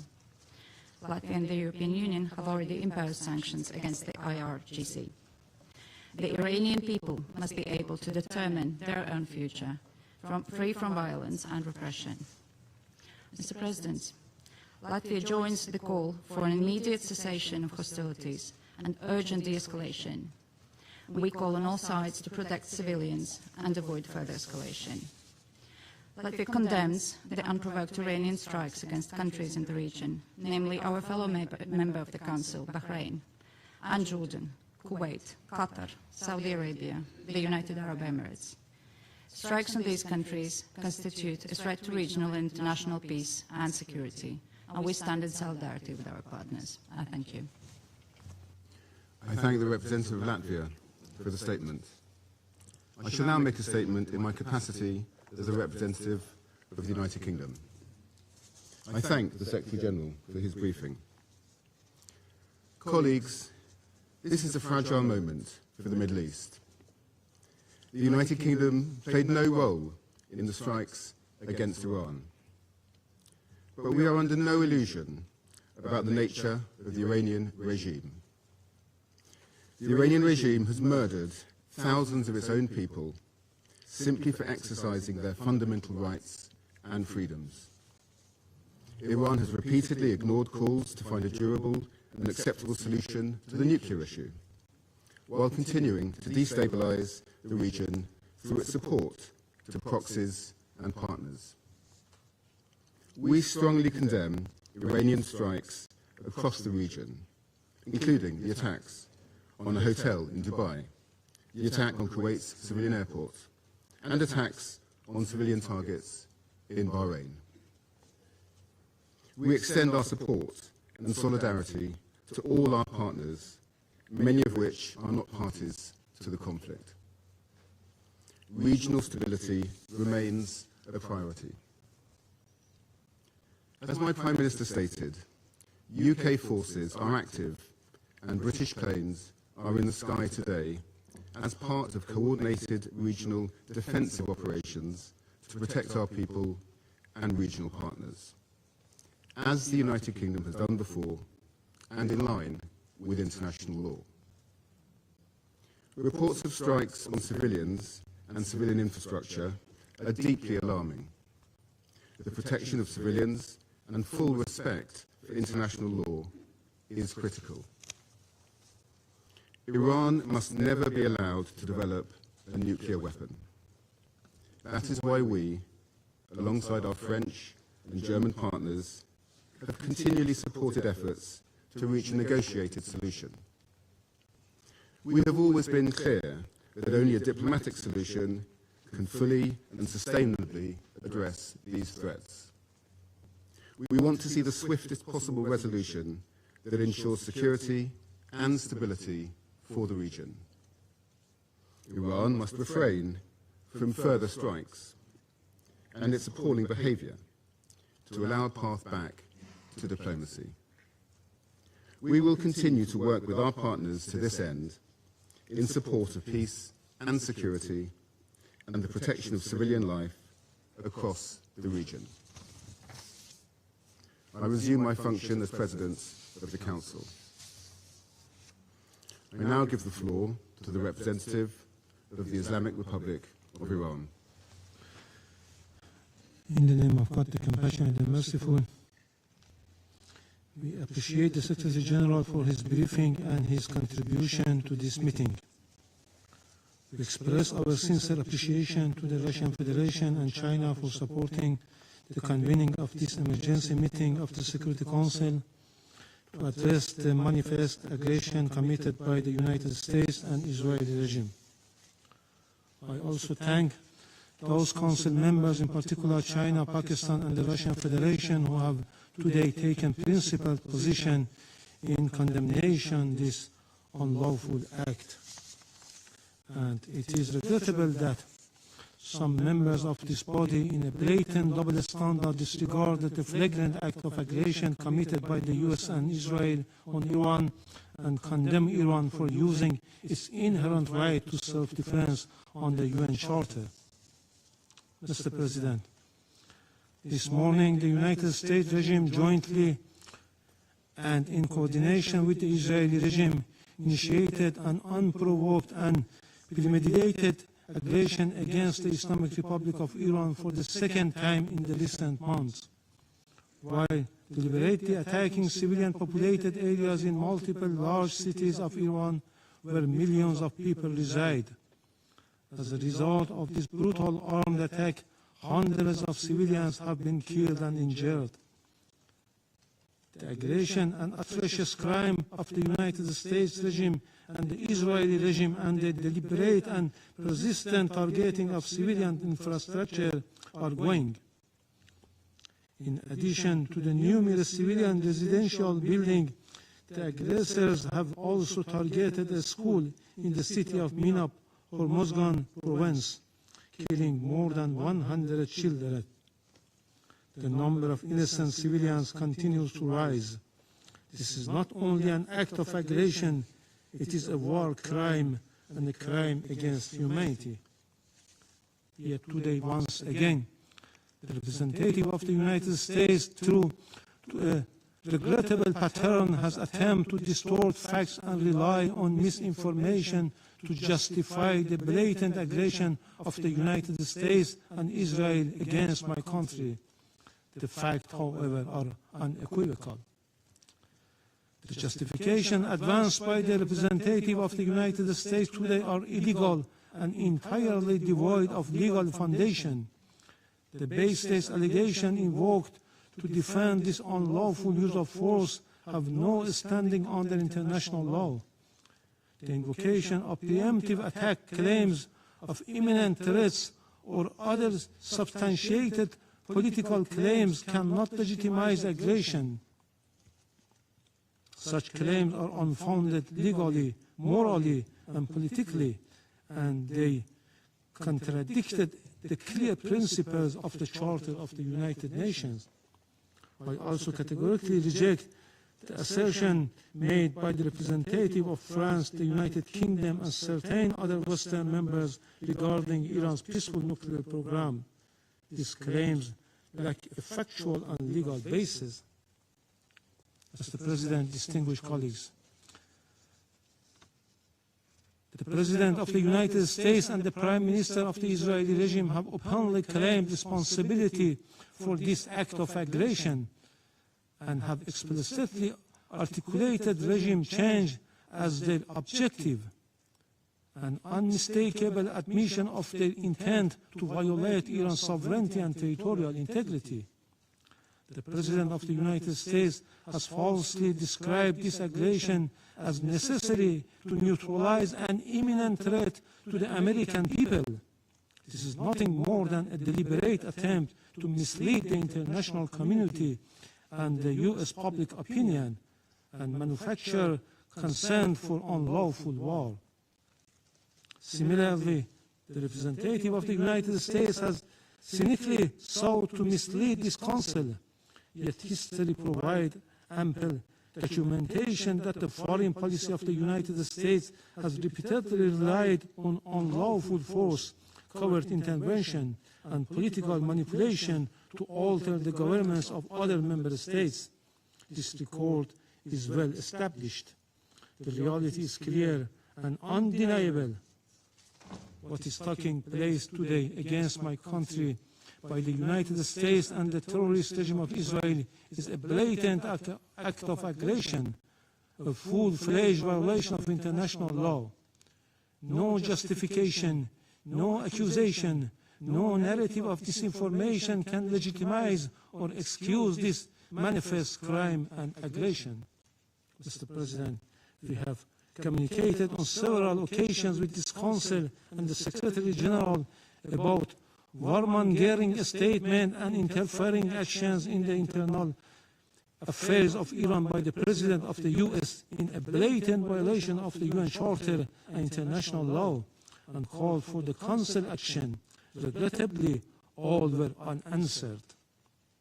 The issue before the Council is straightforward: whether any member state may, including a permanent member of this Council, through the use of force, coercion, or aggression, determine the political future of another state or impose control over its affairs.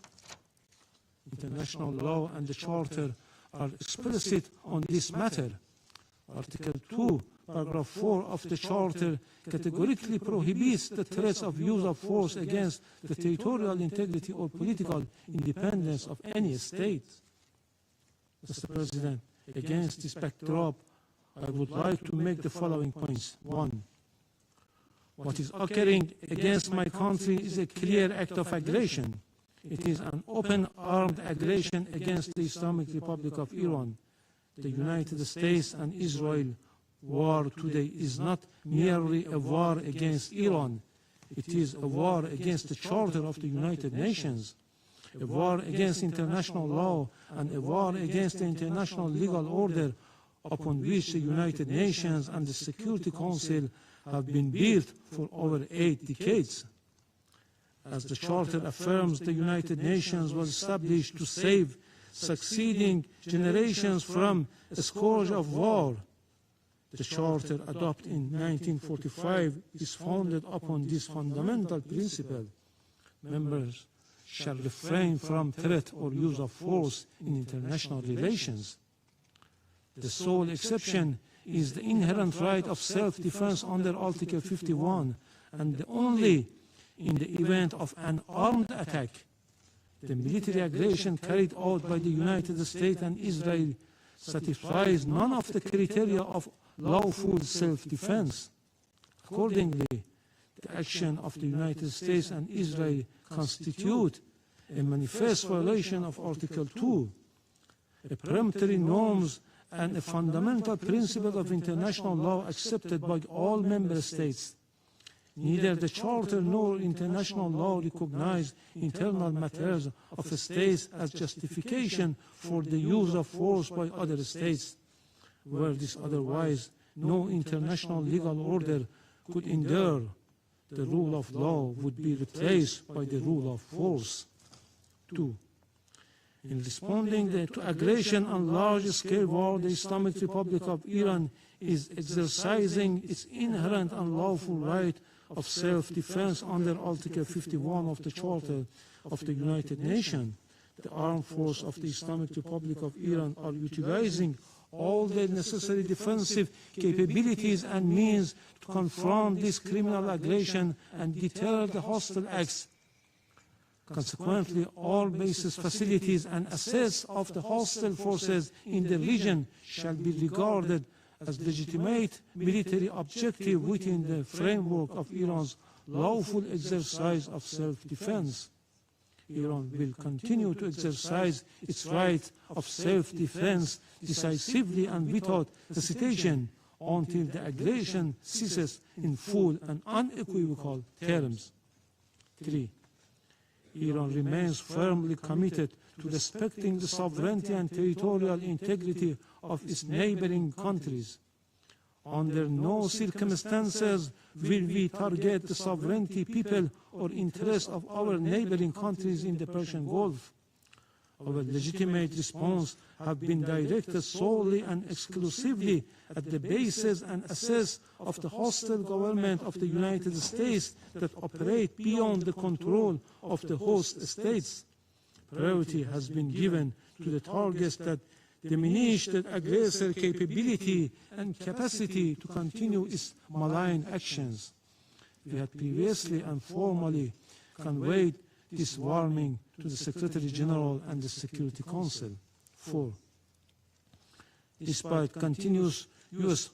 hostile policy, we were sincerely and seriously pursuing the path of diplomacy and dialogue to reach a just, fair, and sustainable agreement. Yet, for the second time in the midst of the negotiation, the United States betrayed diplomacy and resorted to force and launched an attack against my country in blatant violation of Charter of the United Nations, presently interfering in Iran's internal affairs. They are even calling on the people to riot against their own government. The recent record of the United States toward Iran is equally clear. Since January 2025, the U.S. administration again reinstated the hostile approach, including the policy of so-called maximum pressure and economic strangulation through sweeping sanctions. The General Assembly has repeatedly voted by overwhelming majorities against such unilateral coercive measures. The objective of these illegal measures has been transparent, unconditional surrender. Despite repeated warning by Iran to the Secretary General and the Council regarding serious violation of the Charter by a permanent member, the Council has regrettably failed to discharge its primary responsibility, allowing the erosion of the rule of law in favor of the rule of force. 5. Just as the Israeli regime succeeded in dragging the United States into the quagmire of war with Iran, the United States in turn is deliberately seeking to expand the scope of the conflict by exploiting spaces in the Persian Gulf region. The hostile U.S. government dream of swallowing Iran and forcing the Islamic Republic of Iran into submission will never be realized. This war, before being a contest of military equipment and advanced technologies, is a battle of wills, and in that battle, the Islamic Republic of Iran will prevail. Furthermore, the Islamic Republic of Iran has repeatedly affirmed its commitment to diplomacy and negotiation. However, it will never submit to pressure, coercion, or force. Diplomacy has rules and principles. It cannot coexist with aggression. 6. The duty of Council members is to defend international law and specifically the Charter. They are not called upon to judge the political system of states, nor to determine whether military aggression or economic siege leads to freedom or domination. Expression of concerns and empty condemnation are not sufficient. The Council must act. Pursuant to Article 39 of the Charter, the Security Council must immediately determine the United States and Israeli regime have committed an act of aggression and demand the immediate cessation of its unlawful use of force, including any explicit or implicit threats against Iran, and require binding assurance of non-repetition. Affirm that the United States and Israeli regime bear full international responsibility for all materials and moral damage inflicted upon the infrastructure and facilities of the Islamic Republic of Iran and are obligated to provide full reparation. Let me conclude, Mr. President, with a simple and undeniable truth. Israel and the United States have attacked Iran. They have violated international law and the Charter of the United Nations. They must be held accountable. So long as this aggression continues, Iran will continue to exercise its inherent right of self-defense firmly, proportionately, and without hesitation until the aggression ends. The Security Council must act now and stop this act of aggression immediately. Silence is complicity in this crime. I thank you. I thank the representative of the Islamic Republic of Iran for the statement, and I give the floor to the representative of Israel. Mr. President, for 47 years, the Islamic regime in Iran has led crowds in chanting, March Bar Israel, Marjbar America. Mr. Iravani, do you want to translate these chants? Your leaders have been chanting it for years in public events, in your parliament. Marjbar Israel, Marjbar America. They mean death to Israel, death to America. Israeli and American flags were painted on roads so they could be trampled. Our flags were burned in public squares. This is not the anger of a radical fringe. It is state-sanctioned hatred. And while those Marjbar chants echoed, uranium was enriched, centrifuges span, missiles were built, facilities were buried deep underground. It was never just empty rhetoric. It was preparation for action. But today, alongside our ally, the United States, we act to stop it. Israel stands before you today, having acted with the United States to confront and stop an existential threat before it became irreversible. The operation targets nuclear infrastructure, ballistic missile sites, the machinery of repression that fuels terror across our region. We did not act of impulse. We did not act of aggression. We acted out of necessity because the Iranian regime left no reasonable alternative. This joint effort will continue for as long as the threat remains. We thank President Trump and acknowledge the close cooperation between Israel and the US, which has brought the alliance between our countries to an all-time high in peace and in war. Let us be clear about what we are confronting. This regime has built nuclear weapons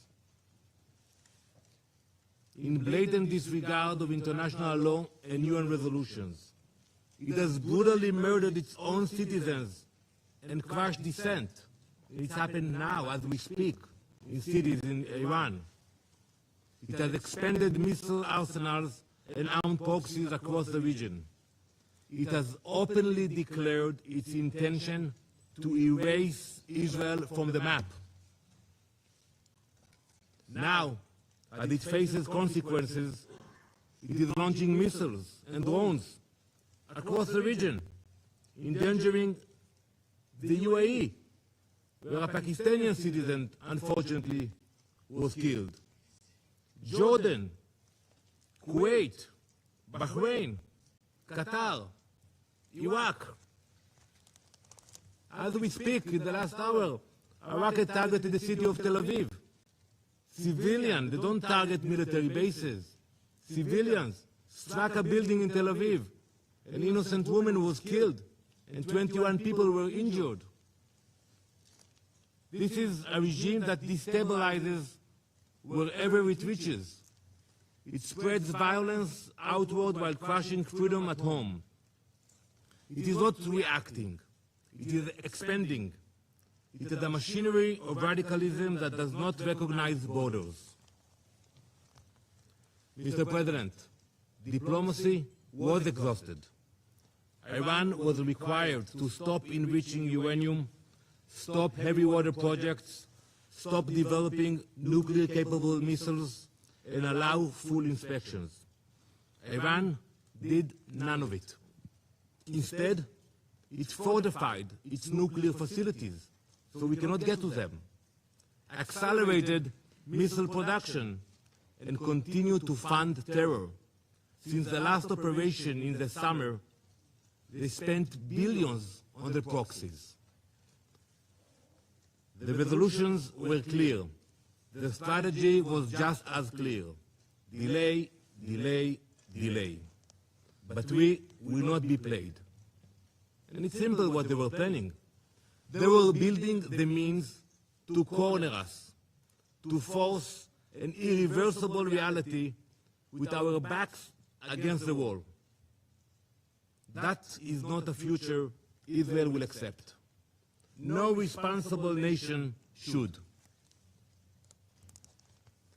This operation is guided by clear objectives: eliminate immediate threats, dismantle the nuclear program, destroy its ballistic missile production, neutralize naval threats, break the proxy network that destabilizes the region. The operation was carried out in order to protect the people of Israel within the framework of the ongoing armed conflict between Israel and Iran, in line with the UN Charter and in accordance with international law. Our forces stand ready to stop extremism armed with nuclear weapons. To the soldiers of the IDF, our boys and girls, my son, my daughter, we salute you. You stand like lions defending our people. An entire nation stands behind you. We have heard the condemnation from few member states, from the Secretary General. But we all know that escalation did not begin today. It began when Iran armed proxies and exported terror, expanded missiles and drones, advanced its nuclear program in violation of its commitments, turned on its own people, beating, imprisoning, executing. Where was the outrage of the UN? Where were the consequences? Now, Israel acts to prevent an irreversible threat, and the condemnation is immediate. This is the definition of hypocrisy. Some call this aggression. We call it necessity. We call it survival. Mr. President, history has taught us never to ignore those who openly call for our destruction. When a regime says it will destroy Israel, when it chants death to Israel, when it promises to wipe Haifa and Tel Aviv off the map, we believe it. We genuinely believe it when we see those hundreds of ballistic missiles that are launching to Israel. We believe the threats. We do not ignore them. We do not gamble with our survival. We act. Now let me address the brave people of Iran. You are not our enemies. This operation is not directed at you. It is directed at a regime that has silenced you, imprisoned you, and invested in missiles and uranium while your economy suffers. You deserve better. It is this regime, the Basij, the Revolutionary Guard, who have dragged your country into isolation. The world does not fear a free Iran. It fears a radical regime armed with nuclear weapons and driven by extremism. Your future should not be defined by those who chant for death. As President Trump has said, the Iranian people deserve dignity, security, and the chance to shape their own destiny. We are thinking about you. You are seen. You are not alone. The future of Iran belongs to its people. We stand with you. Mr. President, this week, Jewish families all around the world celebrate Purim. Many Israelis will do so now in a bomb shelter. The story of Purim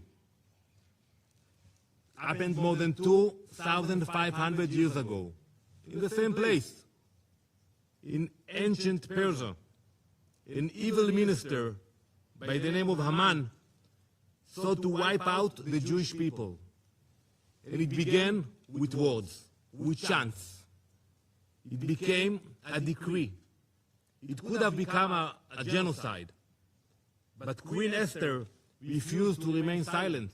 She stepped forward, she spoke up, she acted before it was too late. That is a lesson we learned. It is not only an ancient lesson, it is a modern one. Last week, I stood at the gates of Auschwitz with dozens of UN ambassadors. We stood in a place that shows what happens when radicalism and extremism grows and no one stops it in time. Before the Holocaust, some leaders, serious leaders, believed that they could calm aggression with concessions. They were completely wrong. Giving in did not stop evil. It strengthened it. Winston Churchill understood what Queen Esther understood long before him. When destruction is declared and weapons are being prepared and assembled, leaders must act. Not later, now. Today, President Trump and Prime Minister Netanyahu understand that same lesson. For decades, the Iranian regime has built missiles, enriched uranium, armed proxies, and spread terror far beyond its borders.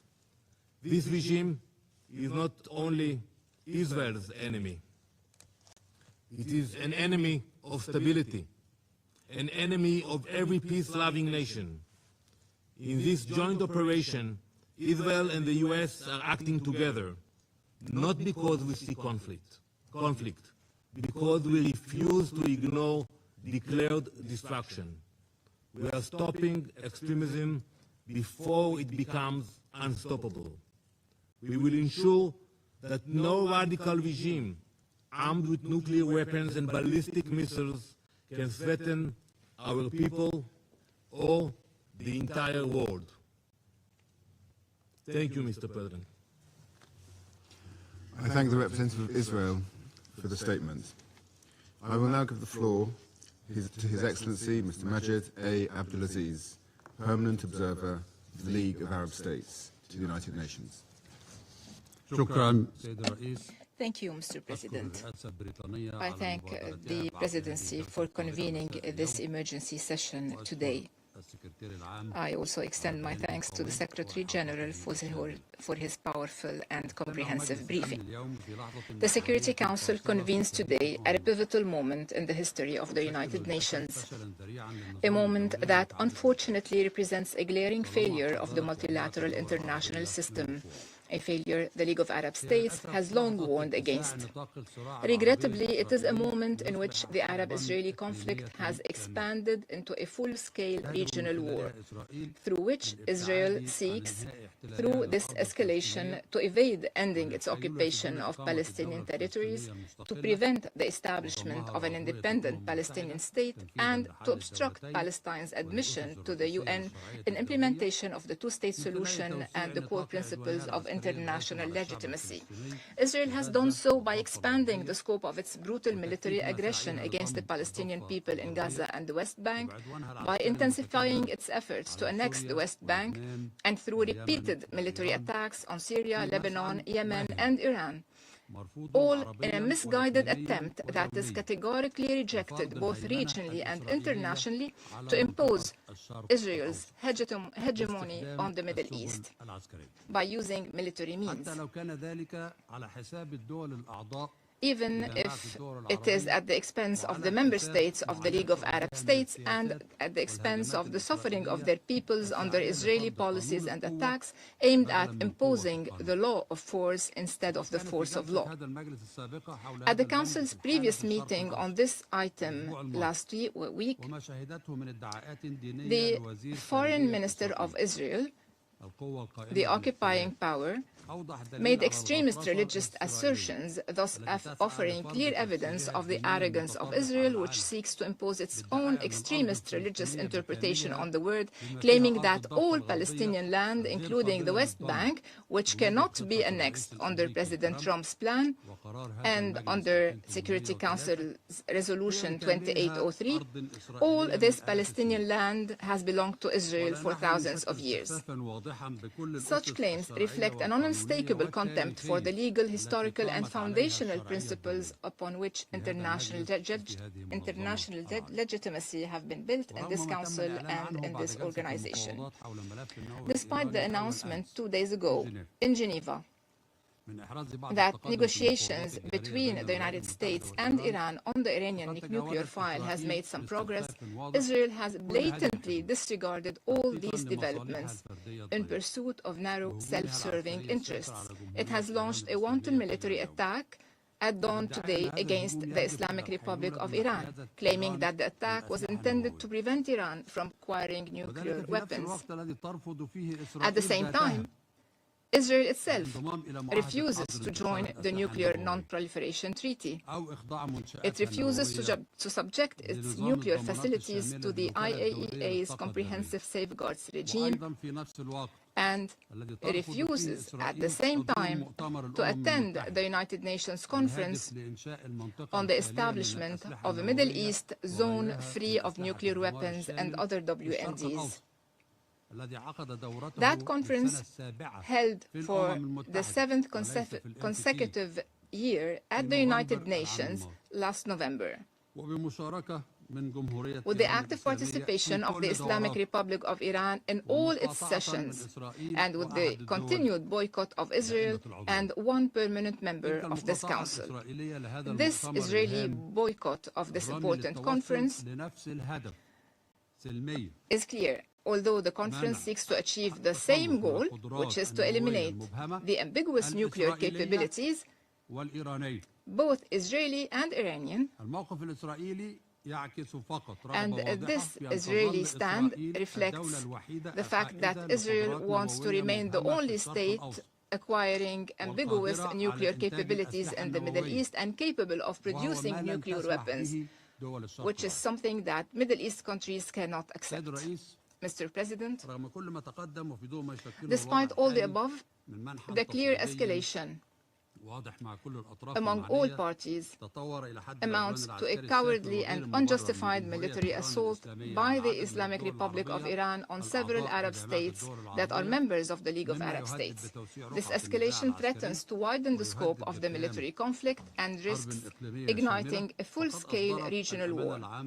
The General Secretariat of the League of Arab States have issued an official statement from which I quote: "The General Secretariat of the League of Arab States strongly condemns the Iranian attacks on the State of Qatar, the Kingdom of Bahrain, the State of Kuwait, the United Arab Emirates, and the Hashemite Kingdom of Jordan." And I add the Kingdom of Saudi Arabia, Syria, and Lebanon. These missile attacks constitute a blatant violation of the sovereignty of states that advocate for peace and have worked to advance stability and did not participate in the war. The General Secretariat expresses full solidarity with these Arab states in confronting these attacks and affirms its support for any measures they take to defend themselves and to protect their populations. The Secretariat stresses that Arab states have taken clear positions regarding the Iranian crisis by rejecting military action against Tehran. Several Arab states exerted tremendous efforts to further mediation and to prevent the escalation we are witnessing today. The General Secretariat is deeply concerned by the grave dangers posed by the current situation in the region. It calls upon all influential parties in the international community to act immediately to de-escalate as quickly as possible, to prevent the expansion of regional instability and violence, and return immediately to dialogue." End of quote. In conclusion, Mr. President, the League of Arab States joins the Secretary General of the United Nations in urging all states to respect their obligations under international law, including the UN Charter, which clearly prohibits the threat or use of force against the territorial integrity or political independence of any state, and prohibits any use of force inconsistent with the purposes and principles of the United Nations, especially when it involves attacking nuclear facilities, which could have catastrophic consequences for entire populations. The League also joins the United Nations in calling for an immediate cessation of hostilities and de-escalation to prevent a wider regional conflict that would have dire repercussions for regional stability in the Middle East. From this standpoint, the League of Arab States urges the Security Council, particularly with the United States assuming the Council's presidency beginning tomorrow, to lead the collective security regime, to immediately halt military operations, and to return to negotiations on all tracks, inspired by the positive momentum generated by last week's Board of Peace meeting and by the role of President Trump in advancing global peace, and in full respect for the established mechanisms of the multilateral international system, far from any geopolitical confrontations that will only prevent us from achieving global peace. Thank you, President. Thank His Excellency Mr. Abdulaziz for the statement. The representative of the United States has asked for the floor to make a further statement. Thank you, Mr. President. I wish to exercise my right of reply to the so-called representative of the Iranian regime. The United States strongly rejects this ridiculous and frankly farcical assertion that U.S. actions are inconsistent with international law. For 47 years, the Iranian regime has chanted, quote, "Death to America," at every turn, at every opening of its parliament. It has sought to eradicate the state of Israel. It has waged an unending campaign of bloodshed and mass murder. It is responsible for a series of unprovoked armed attacks targeting the United States and Israel, violations of the UN Charter, and threats to international peace and security across the Middle East. It has even attempted to assassinate the U.S. President, President Trump. It has done so not only directly, but through its proxies, seeking to hide and mask its bad actions while publicly claiming to be a Iran's menacing activities directly endanger the United States, our troops, our bases overseas, our partners, our allies around the world. The United States has made every effort to negotiate a peaceful resolution of this conflict with Iran. But Iran has failed to take that opportunity. So in close coordination with the government of Israel, the United States has taken lawful actions to address these threats in line with Article 51 of the Charter of the United Nations. And Mr. President, I'll just say on a final note, you know who is not complaining tonight? You know who is not citing the vagaries of international law? You know who is celebrating in the streets around the world? The Iranian people. Mr. President, maybe, perhaps just maybe, they will finally be free. I thank you.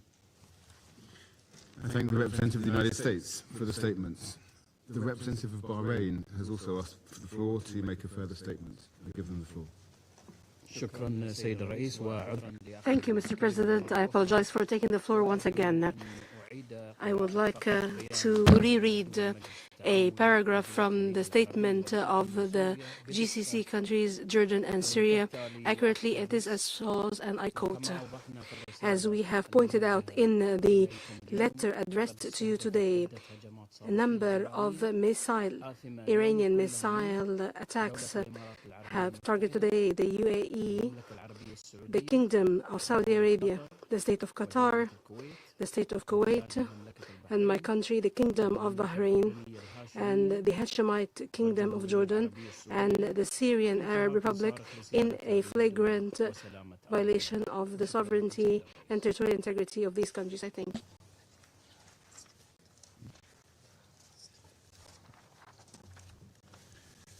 I thank the representative of Bahrain for the statements. The representative of Iran has asked for the floor to make a further statement. Thank you. I have one word only. I advise to the representative of the United States to be polite. It will be better for yourself and the country you represent. Thank you. The representative of the United States has asked for the floor to make a further statement. Frankly, I'm not going to dignify this with another response, especially as this representative sits here in this body representing a regime that has killed tens of thousands of its own people and imprisoned many more simply for wanting freedom from your tyranny. Thank you, Mr. President. There are no more names inscribed on the list of speakers. Before adjourning the meeting, as this is really the last meeting of our presidency in the month of February, I would just like to express my thanks on behalf of the delegation of the United Kingdom to members of the Council, the Secretary General, and the members of the Secretariat for all their support this month. The meeting is adjourned.